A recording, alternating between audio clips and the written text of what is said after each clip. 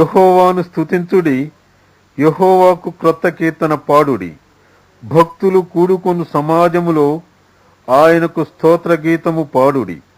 ఇశ్రాయేలీయులు తమ్మును పుట్టించిన వానిని బట్టి సంతోషించుదురుగాక. సియోను జనులు తమ రాజును బట్టి ఆనందించుదురుగాక. నాట్యముతో వారు ఆయన నామమును స్తుతించుదురుగాక. తంబురతోనూ సితారాతోనూ ఆయనను గూర్చి గానము చేయుదురుగాక. యెహోవా తన ప్రజలందు ప్రీతి గలవాడు. ఆయన దీనులను రక్షణతో అలంకరించును. భక్తులు ఘనత నుండి ప్రహర్షించుదురుగాక. వారు సంతోషభరితులై తమ పడకల మీద ఉత్సాహగానము చేయుదురుగాక. వారి నోట దేవునికి చేయబడు ఉత్సాహ స్తోత్రములున్నవి.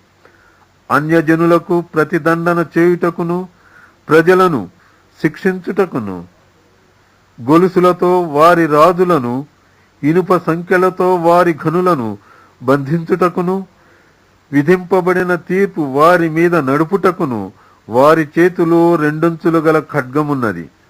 ఆయన భక్తులందరికీ ఘనత ఇదే. యెహోవాను స్తుతించుడి.